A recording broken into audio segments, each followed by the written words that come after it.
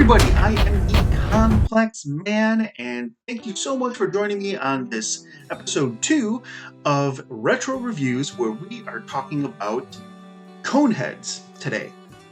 Now, Coneheads was released in 1993 with a PG rating and is one of the many films based off classic Saturday Night Live skits.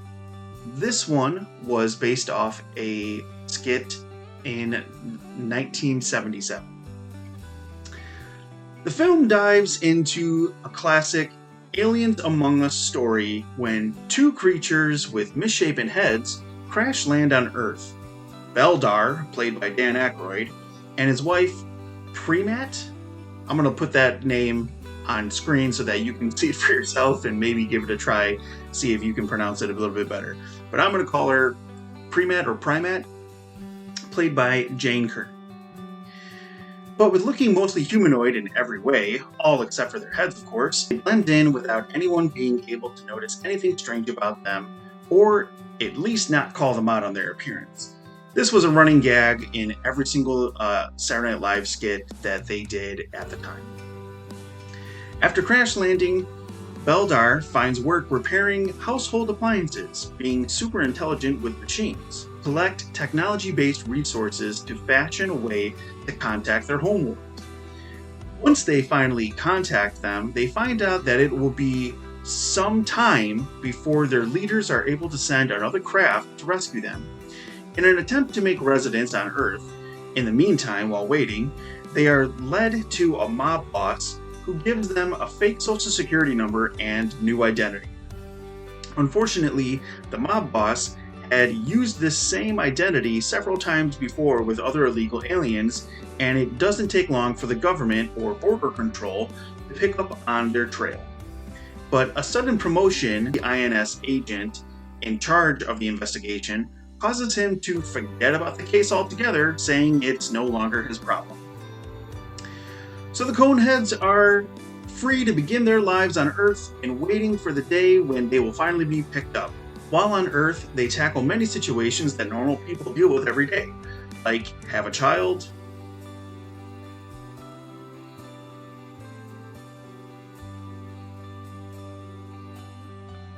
make friends with the neighbors, deal with their daughter.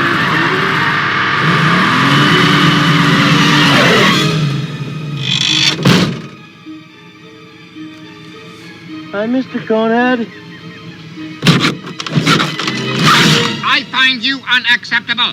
Yes, sir. If I did not fear incarceration by human authority figures, I would terminate your life functions by applying sufficient pressure to your blunt skull so as to cause its collapse.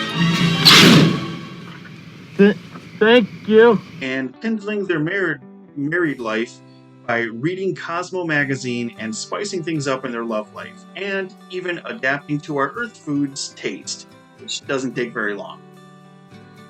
The day finally arrives for them to be picked up, which happens in front of the whole neighborhood.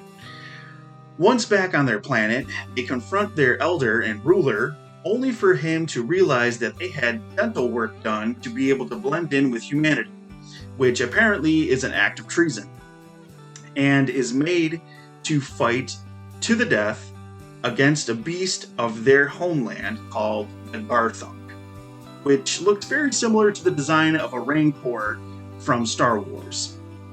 After defeating the beast, they are permitted to return to Earth to conquer it, which is just a lie, because when they get back to Earth, they quickly get off their ship and set it to self-destruct, leaving them free to live on Earth for the rest of their lives.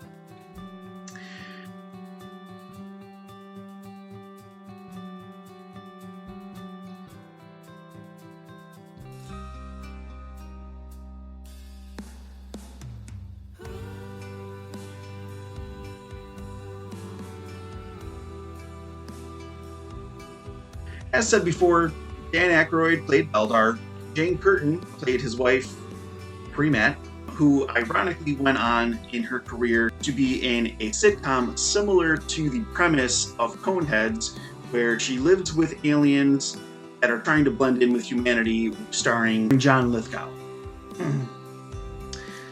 This film is filled with classic, iconic actors and actresses like Michael Richards from Seinfeld, Eddie Griffin, Sinbad, Bill Hartman, who was also an alumni of the SNL category and was in many other movies that you might know him from.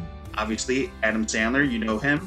David Spade, Drew Carey, Jason Alexander, the iconic Chris Farley, Kevin Nealon, Ellen DeGeneres, and John Lovitz, and Tim Meadows, to name a few.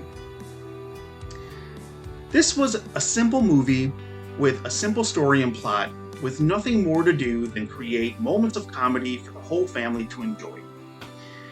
Having said that, there are moments that might be too adult for kids, like how they mistakenly think that condoms are chewing gum, or when we get a look at what their species looks like naked.